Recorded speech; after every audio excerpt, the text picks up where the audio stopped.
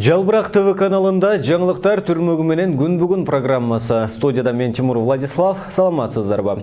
Алгач чыгарылыштын кыскача мазмуну менен таанышып алыңыздар.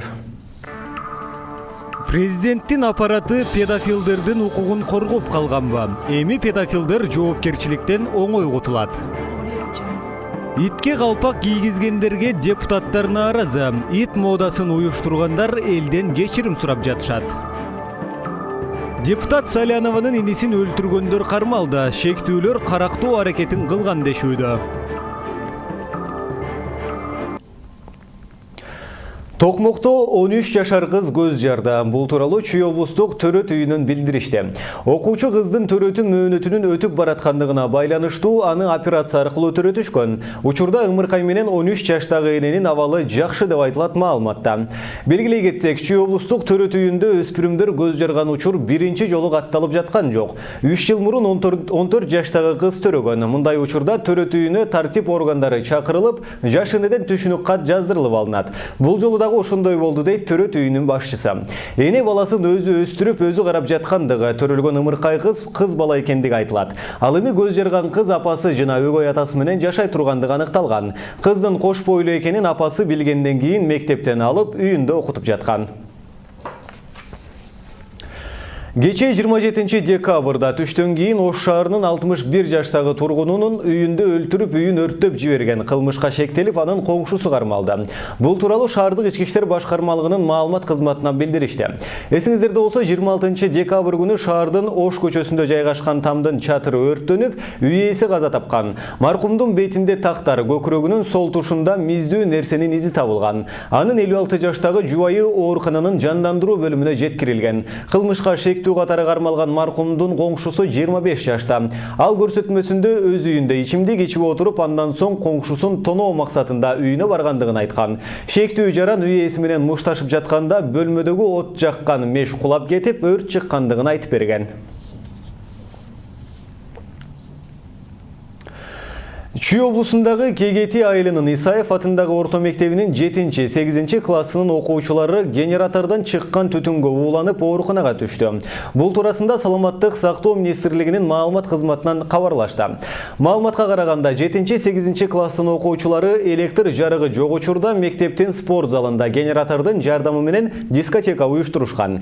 Дискотека саат 14:00 башталган. 110 кишинин арасында мугалимдер дагы бар. 38 киши ооруканага жатып, окуучудан башкалары үйлөрүнө чыгарылды.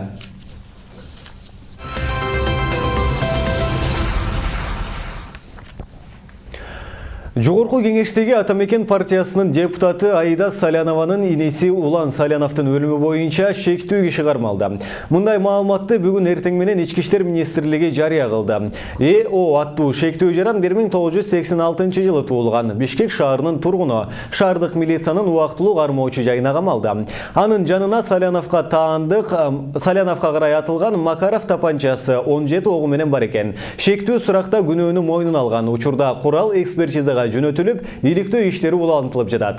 Депутат Аида Салянованын бир тууган иниси Улан Саляновду ушул жылдын 6 сентябрь күнү белгисиз бет капчан 4-5 адам Бишкектин четинде жайгашкан Көкжар конушундагы жаңы салынган үйүнөн атып кетишкен.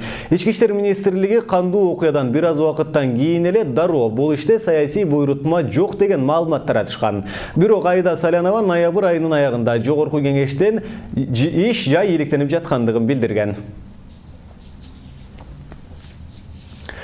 Бийликтин оппозициялык Сентябрь каналын биротоло жаап, маалымат айдыңынан жок кылуу аракети жеткен наадандык, түркөйлүк болду. Мындай пикирди ар бир экинчи саясатчы, коомдук ишмерлер жана айрым журналисттер айтып жатышат. Алар каналдын негизсиз жана мыйзамсыз сот чечими менен жабуу сот тармагынын чыныгы жүзүн көрсөттү дешет. Кененирээк кийинки сюжетте. Чындыкты тайманбай айткан Сентябрь каналы райондук соттун чечими менен бир күндө жабылганда коомчулук дүрбөп, бийликтин бул кадамын катуу сындап чыккан. Бирок кечээки күнгө чейин жогорку сот райондук соттун мыйзамсыз чечимин адилеттүү карап, чечим чыгарат деген үмүттөр бар эле. Тилекке каршы андай болгон жок. Айрымдар муну алдын ала белгилүү болчу, анткени сот тармагы ак үйдүн тапшырмасынан чыкпайт дешет. Бул чечим саясий чечим экенин, ал райондук соттагы чыгарган эмес, аны жогорку соттагы чыгарган эмес. Бул чечимди президенттик аппараттан чыгарган чечим.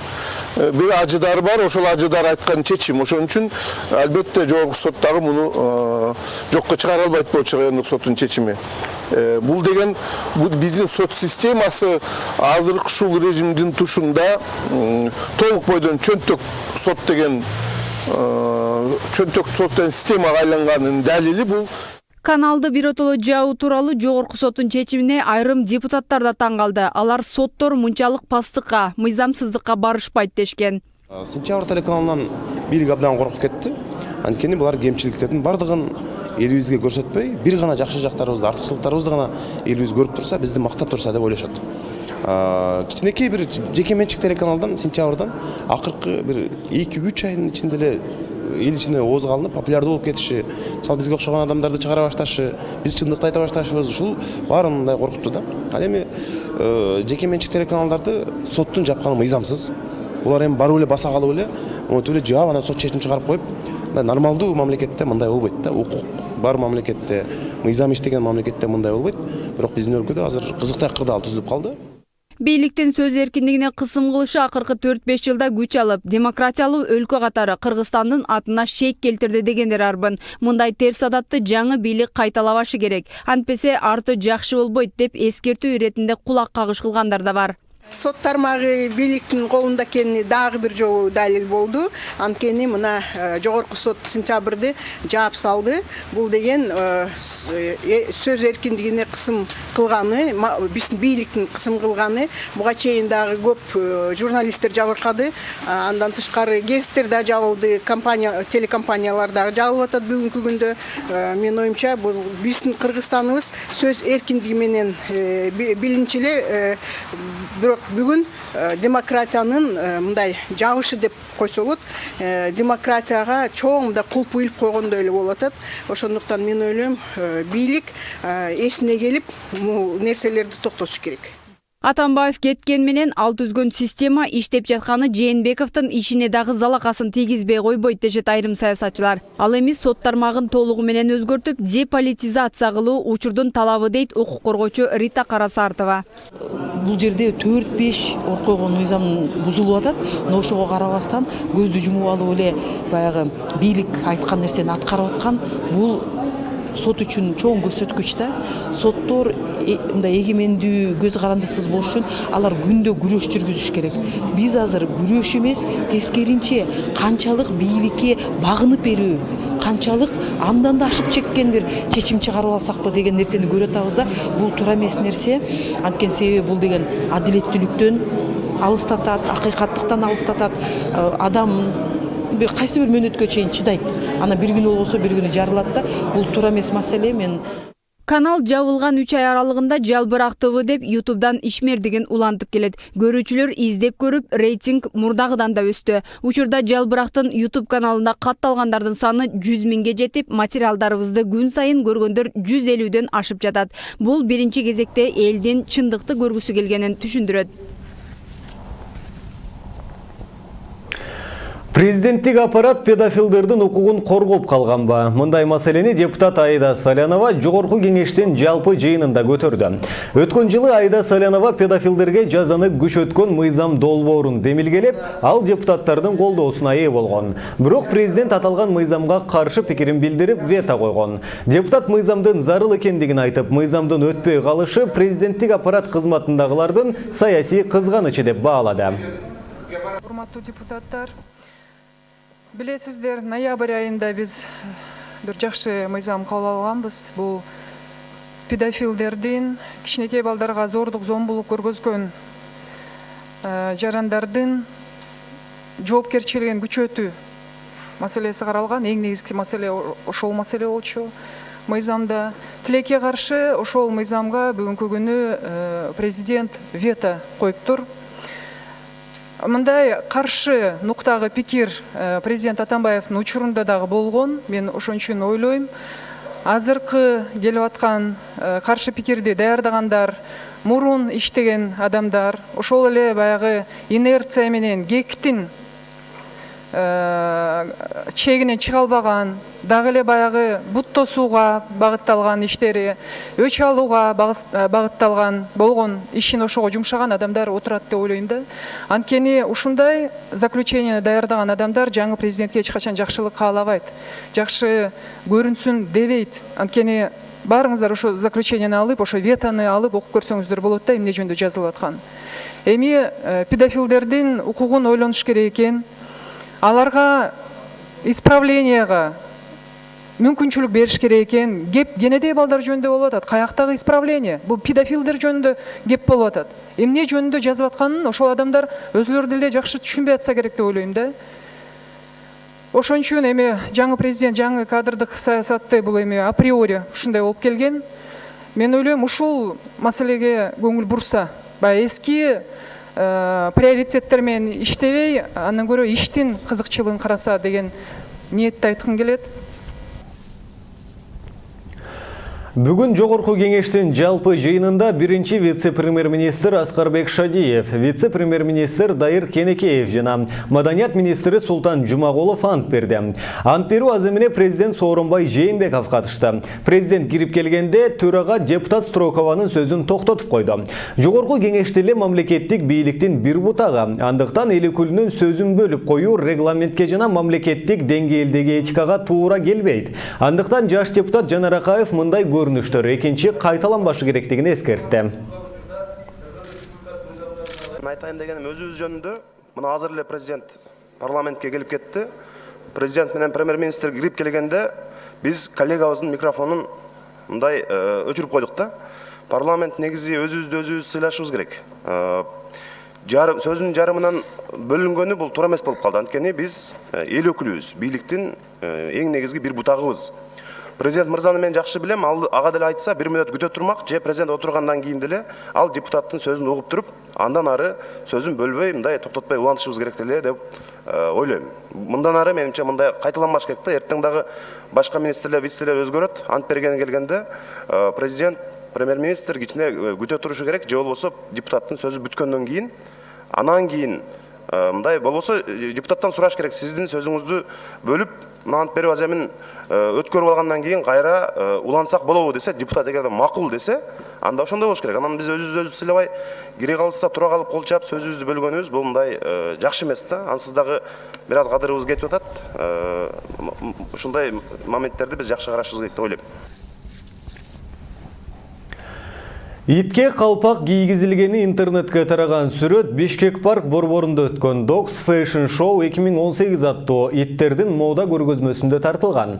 Социалдык тармактын бир катар колдонуучулары муну сынга алышкан. Уюштуруучулар катышуучулардын костюмдарына жооп бербей тургандыгын айтып, бул жөн гана сынак деген жооп кайтарышкан. Бул маселе жогорку кеңеште көтөрүлүп, депутаттар уюштуруучуларга укуктук баа берилүүсүн талап кылышты. Жыл жаңырар алдындагы эң чуу жараткан окуялардын бири Бишкек парк соода борборунда өткөн итке калпак кийгизген мода көрсөтмөсү болду. Соц тармактарда бул иш-чаранын уюштуруучуларын жоопкерчиликке тартуу талабы коюлду. Ал эми уюштуруу тобунун мүчөлөрүнүн бири Батма Казакбаева көптөгөн сын пикирлер жаралган соң жашоосуна коркунуч пайда болгонун билдирди. 40 чоро эл кыймылы, жигиттер кыймылы билбейм. Алар келип 15тен ашык, 15ке жакын киши, эркек кишилер калпакчан келип, бул кыз кайда жүрөт деп, мен бул вакытта МВДда элем. Бул кыз кайда жүрөт, биз эмне кылабыз деген гана сөздөрдү айтпаптыр. Менен чогуу иштешкен, менин отделимдеги кыздар абдан коркуп калышыптыр. Мен дагы кооптонуп жатам. Азыр эми 3 күн болду. Охрана менен жүрөм. Итке калпак кийгизүү бүтүндөй кыргыз элинин намысына шек келтиргендик катары бааланды. Бул маселе коомчулуктун курч талкуусунан өтүп, акыры жогорку кеңештин бийик трибунасына чейин жетти. Мончого кийдиле кыргыздын калпагын. Эртең чочкого кийгизет. Тууну мышыкка жолук кылып салат. Калпакты мышыкка талпак кылып салат. Герипти эшекке токум кылат. Отура бериш керекпи? Каякты карап отурат. Каргага кайгып чыгабыз. Кадыр барыкка, ар намыска, титулдук улуттун улуттук байлык болгон калпакты итке кийгизип чыкпайт. Мен сурап көрдүм. Буну уюштургандар эмнеге уюштуруптур бул иттердин конкурсун? ошол көчөдө калган жолбун иттерге приют дейт. Кыргыздын кырчындай жигиттери подвалдарда үй жай жок жашап жүрбөйбү? Ошолго приютка каражат таппасак болбойт беле? Иттердин кабын ойлоп калдыкпы? Кесиптешинин сөзүн депутат Тазабек Икрамов да кубаттады. Ал бул көрүнүшкө кайдыгер караган өкмөттүн ишин сынга алды. Буга чейин жарандардын активисттердин демилгеси менен 5 март Ак калпактар күнү деп белгиленип келген. Токтомдун негизинде маданият министри чоң жаңылык кылуусу керек болчу. Бирок тилекке каршы бул боюнча тиешелүү министрлик канчалык деңгээлде иш алып барып жатканын күбө болуп отурабыз. Улут башыбызга кийген ак калпакты борбор калада чоң соода борборунда кээ бир жарандарыбыз аны итине кийгизип, улуттун намысына шек келтирип отурат. Ойлонулбай өткөн иш-чарага уюштуруучулар да өкүнүп жаткан чак. Алар элден кечирим сурашууда. Аябай өкүнүчтүү жана мындай катачылык кетирбегенге аракет кылабыз. Биз абдан кайгырып турабыз. Биз үчүн албетте туура эмес иш, контролдо болгонубуз үчүн, ушунчалык катачылык кетиргенибиз үчүн кыргыз элинен кечирим сурайбыз жана экинчи мындай иштерди кайталабаганга аракет кылабыз. Учурда иттердин модасын уюштургандарга Ички иштер министрлиги сыртка чыгууга тыюу салды. Ага улай бул маселеге президенттик аппаратта өз баасын бере турган болду. Бүгін 5-ші каналдың ақырқы эфири чыгат. Ушуну менен канал ишмердүүлүгүн жыйынтыктайт. Бул тууралуу телекомпаниянын редакциясы кабарлады. Билдирүүдө акыркы эфир саат 20:00 болуп, анда жыйынтыктоочу берүү катары телеканалдын тарыхы, буга чейинки иштеп кеткен жана учурдагы жамааты тууралуу атайын тасма менен жыйынтыкталары айтылган. Буга чейин 5-ші канал Максим Бакиевге таандык болчу. Ал эми каналдын эмне себептен жабылып жаткандыгы тууралуу маалымат айтылбайт. Коомчулукта каржылык маселелерге байланыштуу экендиги айтылууда. Кезинде парламентке өтөт деген аракеттер жүрүп, бирок ал токтотулган. Андыктан канал жарнамалык эсептен улам жамаатты багып келген. Бизге жеткен маалыматтар боюнча аталган канал кийинчерээк сатыкка коюлушу дагы мүмкүндүгү айтылууда. Эске салсак, 5-ші канал 2007 жылы 12 февралда эфирге чыккан.